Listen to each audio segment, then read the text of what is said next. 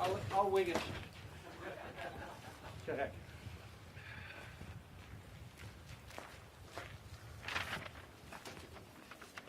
So I thought it might be fun for us to do this again. Bon matin. Every morning I've woken up as Prime Minister. I've been inspired by the resilience, the generosity, and the determination of Canadians. It is the driving force of every single day I have the privilege of serving in this office. That is why, since 2015, I've fought for this country, for you, to strengthen and grow the middle class. Why we rallied to support each other through the pandemic, to advance reconciliation, to defend free trade on this continent, to stand strong with Ukraine and our democracy, and to fight climate change and get our economy ready for the future. We are at a critical moment in the world. Mes chers Canadiens, à chaque matin, je me suis réveillé en tant que Premier ministre, inspiré par la résilience, la générosité et la détermination qui nous caractérisent si bien en tant que Canadiens. C'est ce qui me motive à chaque jour où j'ai le privilège de servir dans ce poste. C'est pourquoi, depuis 2015, je me suis battu pour ce pays, pour vous, pour renforcer la classe moyenne. Pourquoi nous nous sommes mobilisés en tant que Canadiens pour se soutenir les uns les autres pendant la pandémie, pour faire progresser la réconciliation, pour défendre le libre-échange sur notre continent, pour notre soutien inébranlable de l'Ukraine et de la démocratie, et pour lutter contre les changements climatiques et préparer l'économie de l'avenir. Nous traversons vraiment un moment critique dans le monde. My friends, as you all know, I'm a fighter. Every bone in my body has always told me to fight because I care deeply about Canadians, I care deeply about this country, and I will always be motivated by what is in the best interest of Canadians.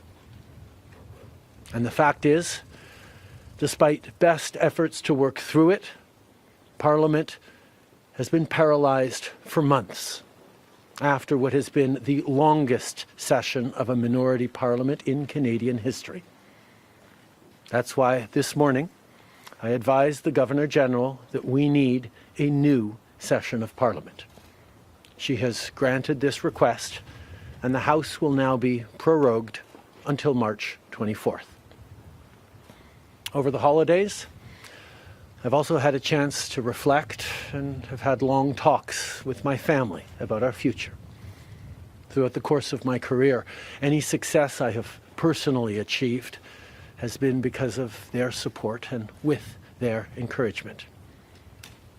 So last night over dinner, I told my kids about the decision that I'm sharing with you today. I intend to resign as party leader, as Prime Minister, after the party selects its next leader through a robust, nationwide, competitive process. Last night, I asked the President of the Liberal Party to begin that process. This country deserves a real choice in the next election, and it has become clear to me that if I'm having to fight internal battles, I cannot be the best option in that election. Mes chers amis, comme vous savez, je suis un fighter.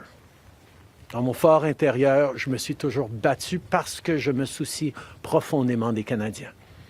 Et je serai toujours motivé par ce qui est dans le meilleur intérêt des Canadiens.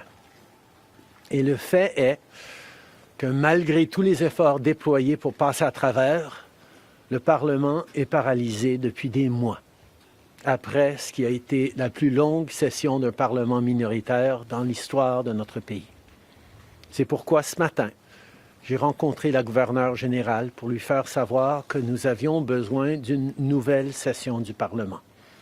Elle a accédé à ma demande et la Chambre sera donc prorogée jusqu'au 24 mars. Pendant le temps des fêtes, j'ai également eu l'occasion de réfléchir et d'avoir de longues conversations avec ma famille quant à notre avenir. Tout au long de ma carrière, tout le succès que j'ai eu personnellement est dû à leur soutien et à leurs encouragements. Donc hier soir, au souper, j'ai partagé avec mes enfants la décision que je partage avec vous tous aujourd'hui. J'ai l'intention de démissionner de mon poste de chef du Parti libéral du Canada et de premier ministre une fois que le parti aura choisi son prochain chef à l'issue d'un processus national, rigoureux et compétitif. Hier soir, j'ai demandé au président du parti de commencer les étapes nécessaires. Le pays mérite un choix clair et réel lors des prochaines élections. Il est devenu évident pour moi que si je dois me concentrer sur des batailles internes, je ne peux pas être la meilleure option lors de ces élections.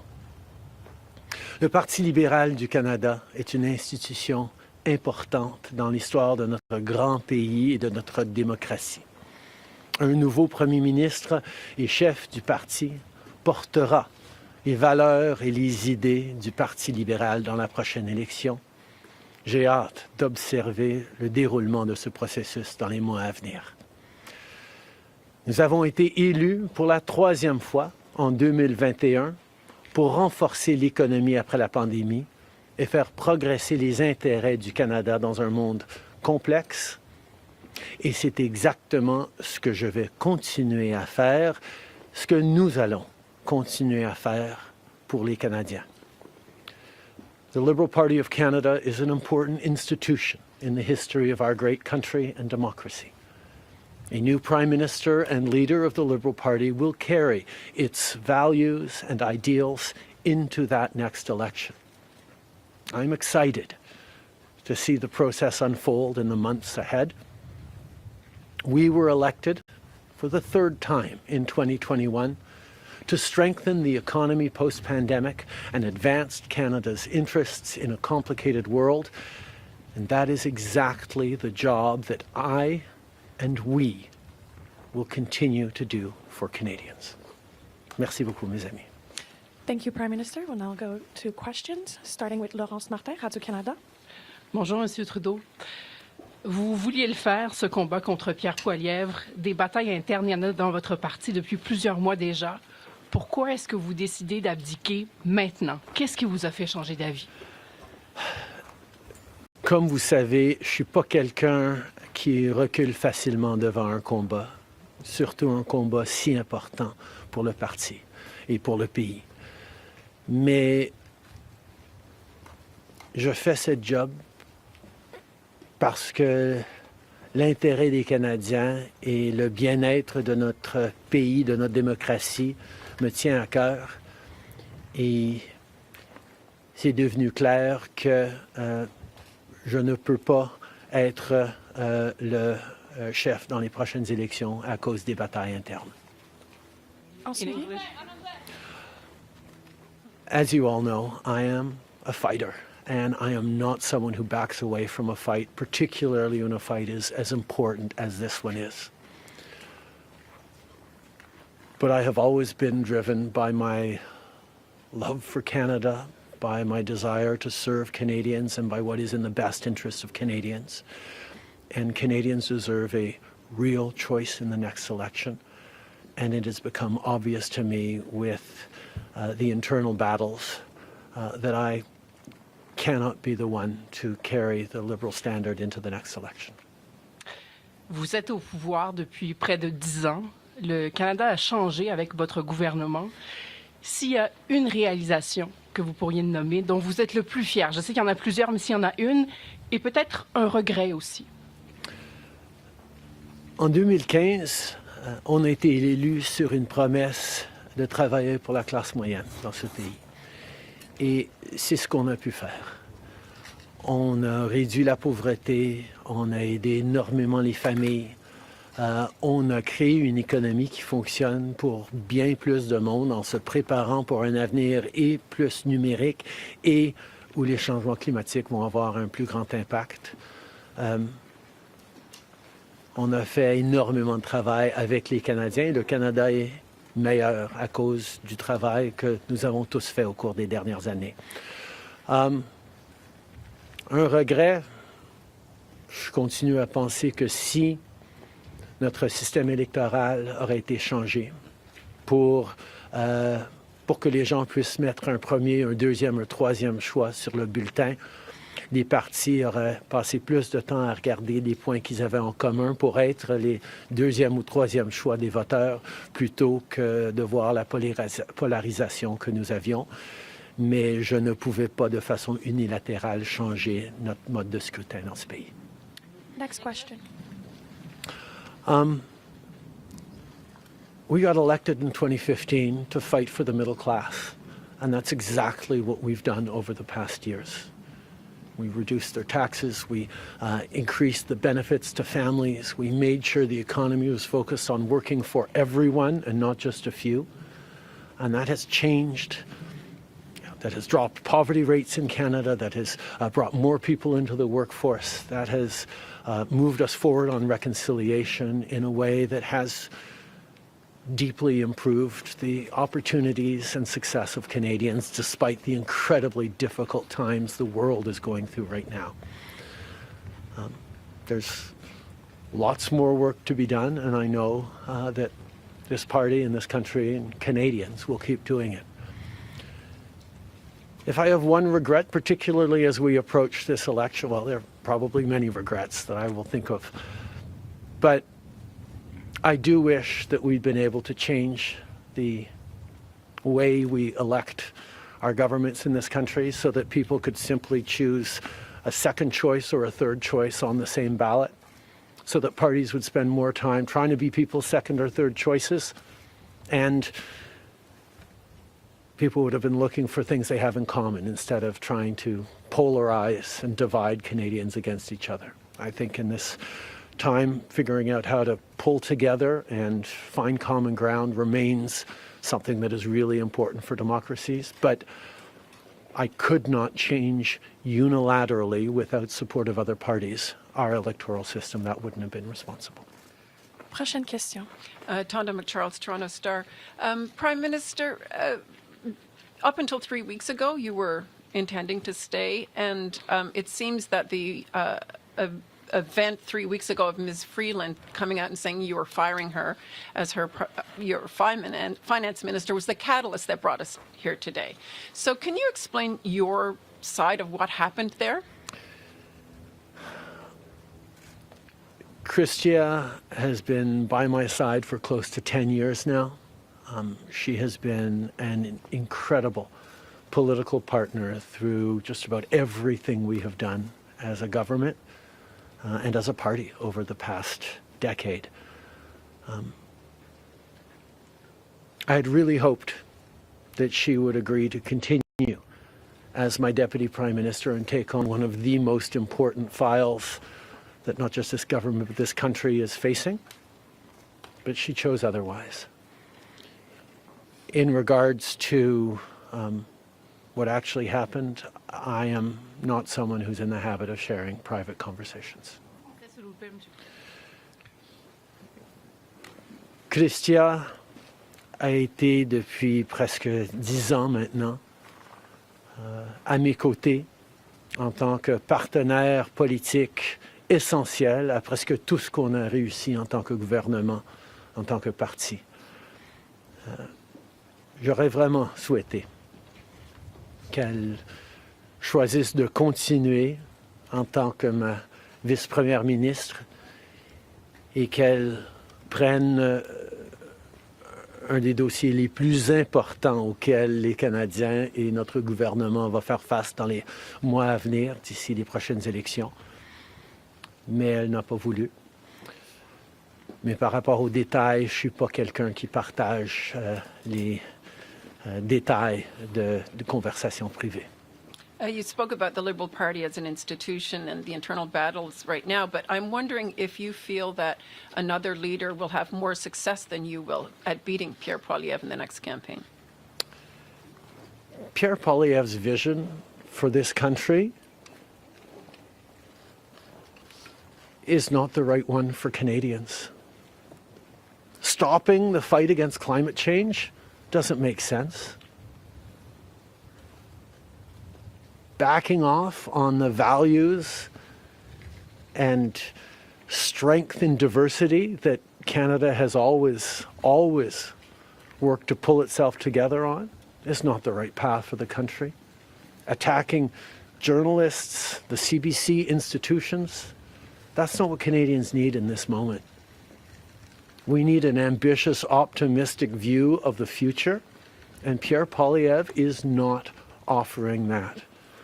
And I look forward to the fight as progressives across this country stand up for the kind of vision for a better country that Canadians have always carried, despite the tremendous pressures around the world to think smaller, to veer towards the hard right, and to be less ambitious for what we can be and do as a country when the world really needs Canada. That's not an answer, though. Yes or no? Is there another leader that could beat him? Absolutely. En français, juste sur le leader. Oui.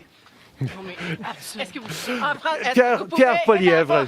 En français, s'il vous plaît. Merci. Pierre Poilievre a une vision profondément petite et erronée pour ce pays, si même on accepte qu'il ait une vision, de reculer sur les droits fondamentaux, d'arrêter la défense, la lutte contre les changements climatiques, de ne pas investir dans une économie plus verte, plus inclusive, de toujours chercher des divisions entre les Canadiens plutôt que de rassembler pour faire face à l'avenir de façon optimiste et ambitieuse.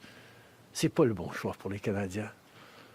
Et j'ai hâte de continuer de faire partie d'un mouvement progressiste qui va envisager un avenir meilleur pour les Canadiens sur l'optimisme et le travail que les Canadiens ont toujours fait pour bâtir un monde meilleur. Next question. Hélène Buzetti, les corps d'information. Bonjour, M. Trudeau. Il y a 16 ans, en décembre 2008, Stephen Harper a prorogé le Parlement pour s'éviter un vote de confiance qu'il savait qu'il allait perdre parce que les 3 partis d'opposition allaient voter contre lui. Exactement comme la situation dans laquelle vous vous trouvez aujourd'hui. À l'époque, le chef libéral, Stéphane Dion, avait dit, puis je le cite ici, que c'était une entrave à la Constitution et un affront à la démocratie. Alors, j'aimerais savoir pourquoi ce qui était mauvais pour les conservateurs de Stephen Harper devrait être bon pour les libéraux de Justin Trudeau. La gouverneure générale, en 2008, avait correctement conclu que la Chambre venait juste d'accorder leur confiance de façon formelle au gouvernement de M. Harper, malgré même une lettre signée qui était un document politique. La voix de la Chambre compte. Or, avant d'arrêter le travail à la Chambre pour les fêtes, on a gagné 3 votes de non-confiance, 3 votes de confiance, et nous allons devoir retester la confiance de la Chambre dès le mois de mars pour passer les éléments budgétaires nécessaires pour faire fonctionner le gouvernement.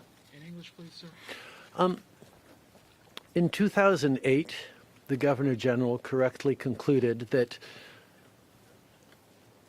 because the very last times in the previous weeks that the confidence of the House had been tested, it had passed that confidence test. Stephen Harper continued to have the confidence of the House. And it actually would bear out because as soon as they came back from the prorogation, Stephen Harper won a confidence vote once again. So a political document or political speeches doesn't carry the kind of weight that winning a confidence vote means. But this prorogation will take us only into March, and there will be confidence votes in March.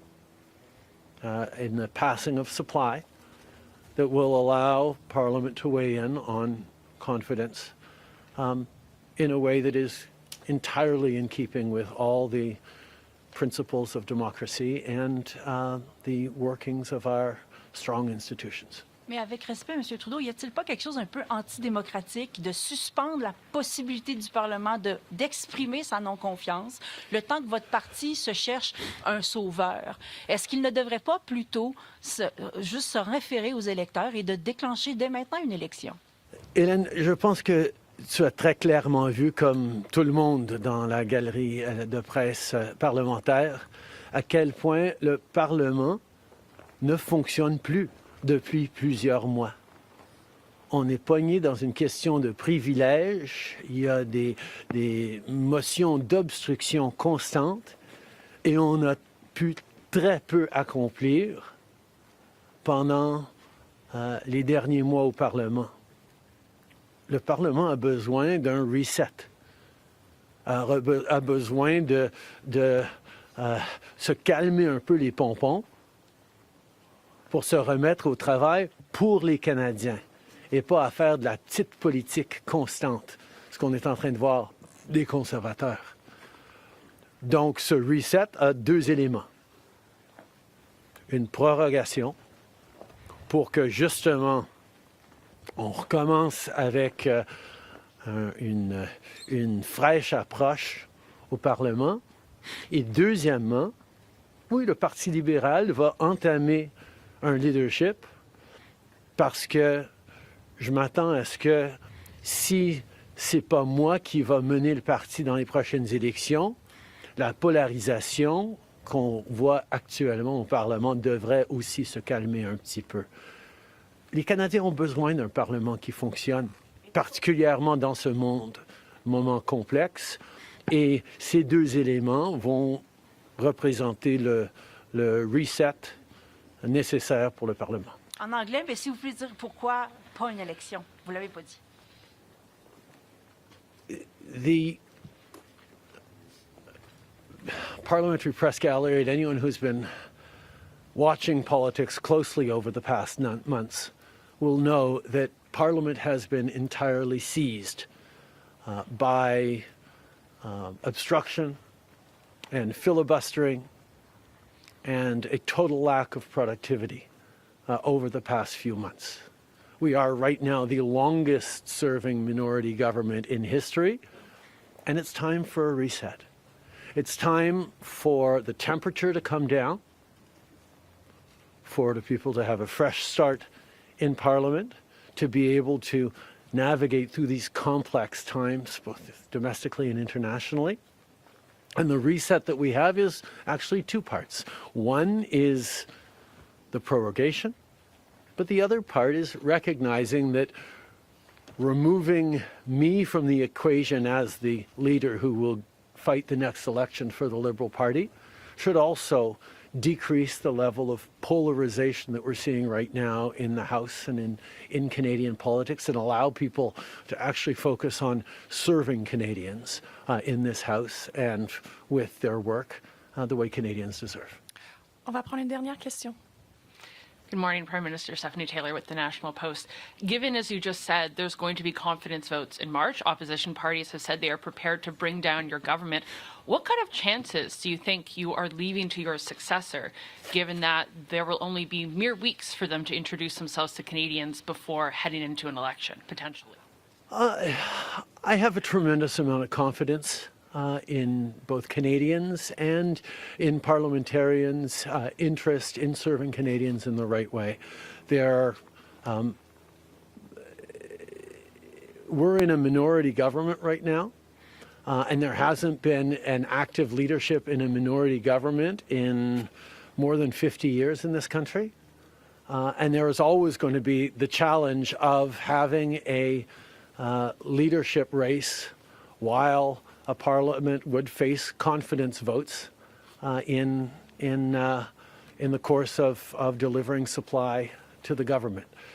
So this is something that we're going to navigate through, but I truly feel that removing the contention around my own continued leadership is an opportunity to bring the temperature down, have a government that will focus on the complex issues that are coming forward in the coming months, while the party gets to have a full national process that brings in people from right across the country and makes a determination about the best person to carry the progressive liberal standard into the next election. Can you clarify whether ministers who would like to campaign for your job will have to step out of cabinet? And how can the Liberal government be in a position to protect Canadian businesses and Canadians from the threat of tariffs from incoming President Donald Trump when members of the government are going to be focused on who's going to be taking your job? The government will still, and the cabinet will still be very much focused on doing the job that Canadians elected us to do in 2021, which is fight for their interests, stand up for their well-being, and make sure that they are good and that Canadians are protected and strong. There will be a leadership process and the rules will unfold over the coming weeks. But I can assure you that the tools and the need to stand up for Canadians, to protect Canadians in their interests and continue to fight for the economy is something that everyone in this government will be singularly focused on. Je peux souligner que, évidemment, les règles et les conditions du leadership du Parti libéral vont être discutées dans les semaines à venir. Mais le gouvernement qui a été élu pour protéger les Canadiens et leurs intérêts dans un monde très complexe, qui a été élu le plus récemment en 2021, va continuer ce travail avec un focus et une emphase singulière sur ce qui est dans les intérêts des Canadiens, pendant que le parti fait ce dont il a besoin pour avoir un processus de leadership. Merci beaucoup. C'est ce qui conclut la conférence de presse d'aujourd'hui. Merci tout le monde. Merci d'être ici dans une belle journée d'Ottawa. Bonne journée.